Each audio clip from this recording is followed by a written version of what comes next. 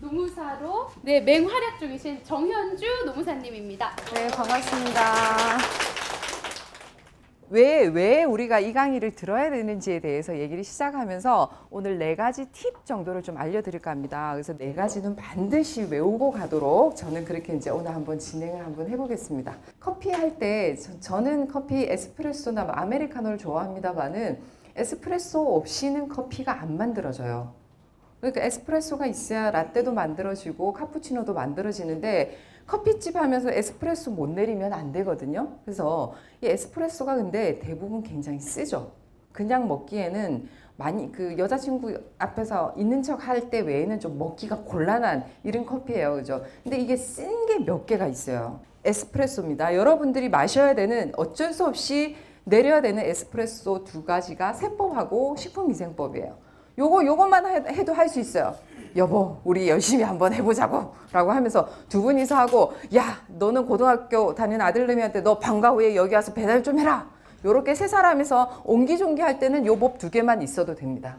그런데 어느 날 주방이 좀 장사가 잘 된다 싶어서 주방에 사람 1명이 딱 들어오는, 남의 식구 1사람이 들어오는 순간 이 사람은 근로자가 되어버립니다. 그래서 근로자가 들어오는 순간 여러분은 또 하나의 에스프레소 1잔을 마셔야 돼요. 노동법입니다. 노동법.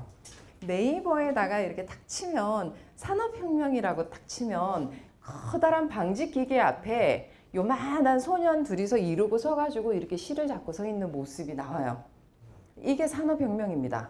저는 남편이 봉건 시대 그를 타파한 부르주아가 제 남편입니다. 저는 그걸 가지고 방직기계를 커다란 걸 산 부르주아입니다. 자본가입니다. 여기 수연씨는 그 불행하게도 그냥 거기 노예 봉건사에 있다가 5살 먹은 동생을 데리고 있는 17살 소녀예요.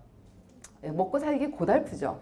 저는 기계가 있는데 너무 장사가 잘 돼요. 이게 너무 많이 팔리니까 저는 수연씨한테 가서 이렇게 한다. 수연씨, 우리 공장에서 일 좀 하지 않을래?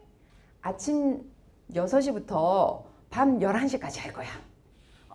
진짜 많이 바쁘거든. 지금 막 천 달라고 난리가 났어. 실이 너무 잘 팔려. 그러니까 수연 씨가 우리 가게 와가지고 일 좀 해주면 내가 80만 원 줄게. 이렇게 말을 해요.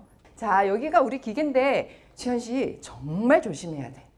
수연 씨는 이 기계 봤는지 모르겠는데 이게 실이 돌아갈 때는 진짜 미친 듯이 돌아가거든. 저거 진짜 무서운 거야. 손 넣으면 탁 잘려. 조심해. 어느 날 꾸벅꾸벅 졸고 하다가 손가락이 행 날아가 버렸네. 자, 계약서에 보면 너는 아침 6시부터 밤 11시까지 근로를 제공하고 나는 너에게 80만 원을 주기로 했는데 어머, 너는 손가락이 없어졌구나. 근로 제공을 할 수가 없게 되어버렸네. 아이고, 미안하다. 이 계약은 없는 걸로 해야겠다. 그리고 내가 여러 번 말했잖아. 그토록 졸지 말라고. 누가 잘못했지? 졸았던 수연이가 잘못했지. 김 과장, 빨리 저기 채용 공고 내봐. 국가에서 보니까 야, 이거 이러다가는 우리 국민 다 죽겠다. 하루에 8시간만 일시켜. 일주일에 40시간만 일시켜. 연장하면 돈 더 줘. 연장 근로시간은 12시간밖에 더 못해. 그러니까 일주일에 52시간 일시키면 안 된다. 80만 원? 니 같으면 그 어느 코에 갖다 붙이냐? 80만 원 가지고 6,030원씩 해가지고 127만 원은 줘. 그거 안 주면 얘 굶어 죽어. 그만큼 주고, 그리고 사업주야. 얘가 졸다가 다치든 지가 뛰어 댕기다가 다치든 간에 얘는 가진 게 몸뚱아리 하나밖에 없는데 다치면 여기 얘네 식구하고 얘 동생까지 죽는다. 보험 네가 대신 들어줘라. 산재보험. 네 평상시에 돈 내놓으면 얘 다치면 국가가 알아서 보험 줄게. 알았냐? 라고 얘기한 게 노동법입니다. 무슨 너네 법이 사장을 죽이려고 덤벼요 라고 하시는데, 네, 노동법은 사장님 보호 안 해줍니다. 노동법은 누구 보호해 준다고요? 노동법은 공정한 법률이 절대 아니에요. 근로자만 보호해 주는 법률이에요. 주택임대차 보호법이 집주인 보호해 주는 거 맞습니까? 아니죠. 주택임대차 보호법은 세입자만 보호해 주죠. 상가 임대차 보호법도 마찬가지죠. 자, 그렇기 때문에 노동법은 근로자만 보호해주는 법률이니까 여기 계시는 사장님들은 뭐? 법을 그냥 무조건 지키기만 해야 돼요. 우리나라의 노동법은 근로계약서 써라 이렇게 되어 있어요. 들어오면 근로계약서 써. 근로계약서 쓸 때는 거기에다가 몇 시간 일하는지 하고 얼마 주는지 써. 요거 두 개를 세트로 하는 겁니다.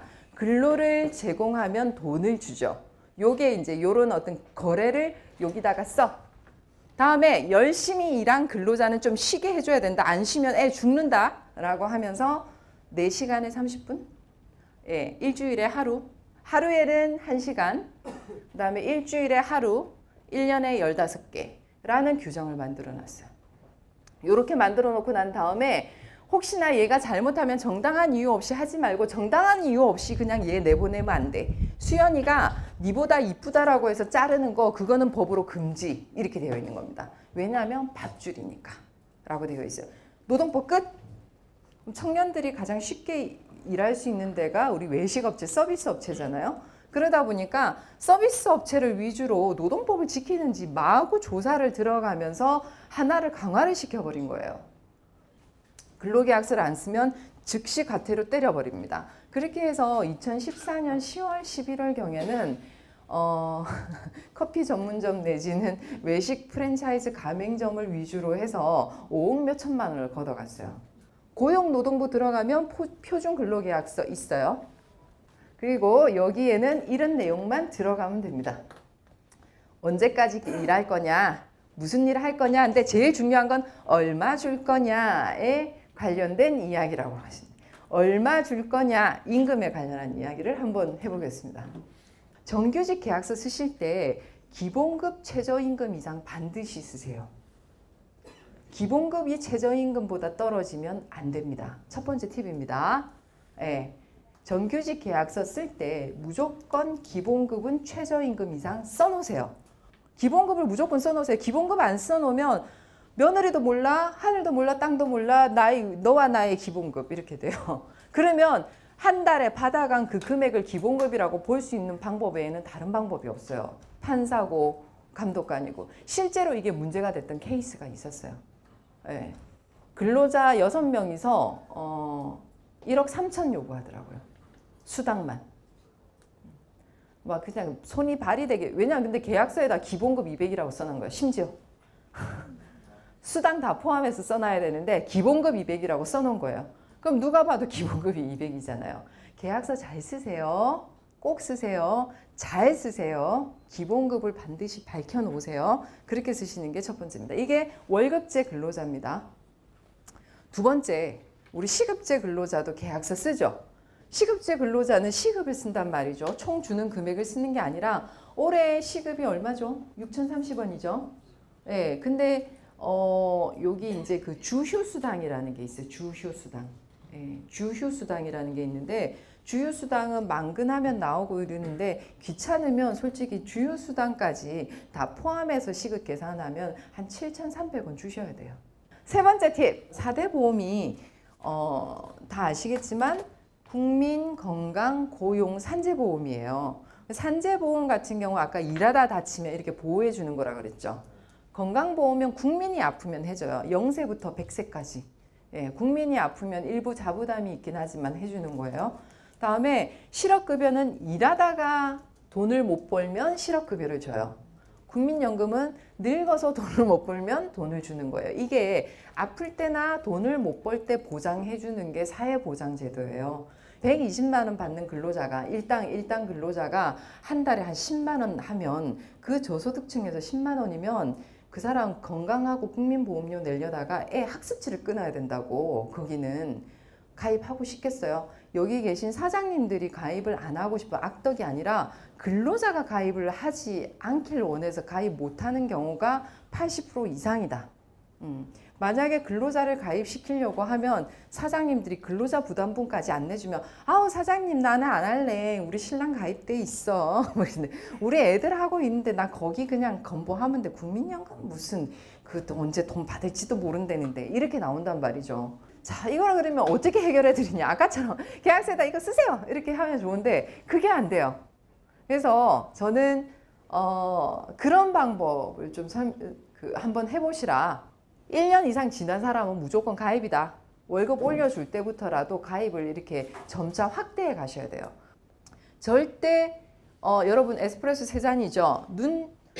이거 못 마시겠어 하고 버릴 수 있으면 좋은데 버릴 수가 없어요. 나중에 코로 안 들이마시려면 조금씩 마셔야 돼요. 그죠? 그래서 눈 감아 버리시면 안 돼요. 몰라 라고 있으면 나중에 코로 들어와요. 눈 똑바로 뜨고 돈 없는데 나 저거 가입할 돈이 안 돼. 그런데 한번 보자. 2명부터 시작해? 좋다. 그럼 저기 주방에 김씨 이모하고 여기 홀에 그 매니저하고 요 둘부터 시작하자 라고부터 마음을 먹는 순간 다음 단계가 돼요. 누구누구 가입 안 해도 됩니까? 라고 하면 월간 60시간 미만 외에는 가입 다 해야 돼요. 월 60시간 하려면 하루에 7시간씩 주 이틀 나오는 사람 말고는 다 가입이니까 실제로 외식업체 일용직은 거의 다 가입 대상 보신다라고 하면 돼요. 자, 이게 이제 마지막, 제가 오늘 드리는 마지막 팁인데 5인 미만 사업장 있죠. 여기에 5인 미만 사업장. 그 근로자들 만약에 직원이 정말로 꼴도배기 싫거나 걔 입냄새가 싫어서 내보내셔도 돼요.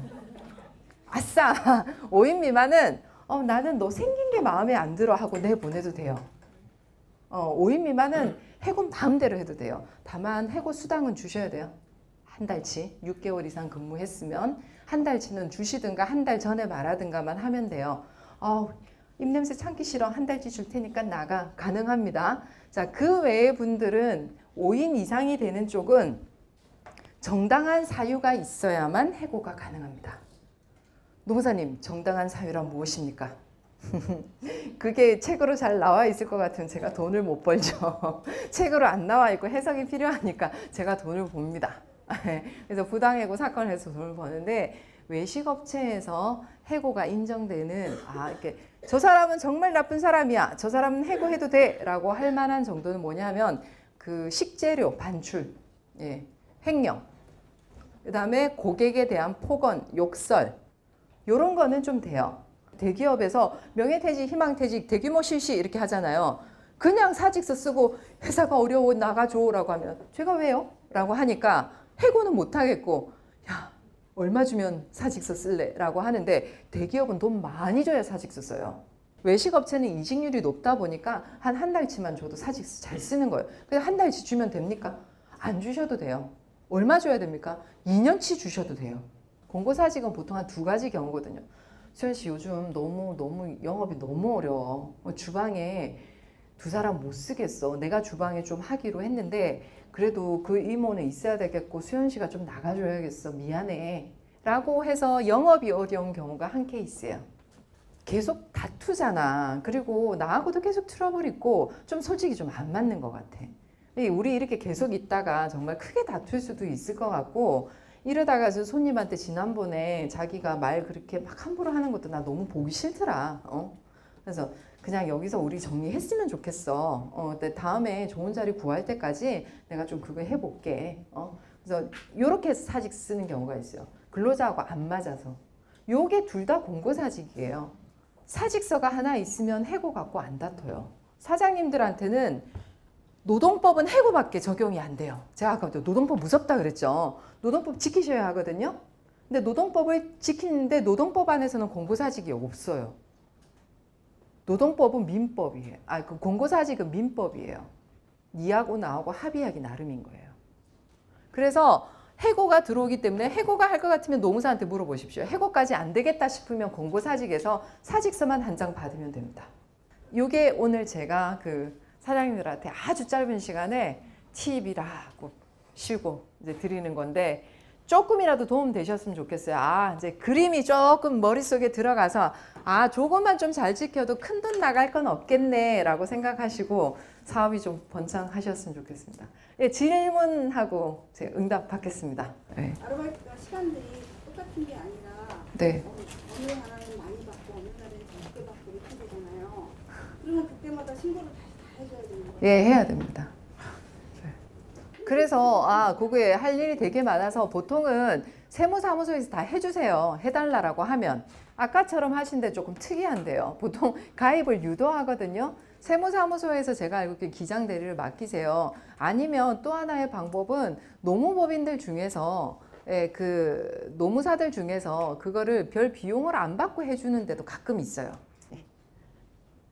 자, 2시 15분까지 여러분들의 궁금증이 조금 쉽게 해결되었으면 하는 마음에 너무 현장용으로 해서 품격은 좀 떨어졌으나 도움은 되었으리라 자평하면서 사업 대박 나셔가지고 정말 크게 돼가지고 저의 고객으로 한번 모시고 싶습니다. 수고하셨습니다.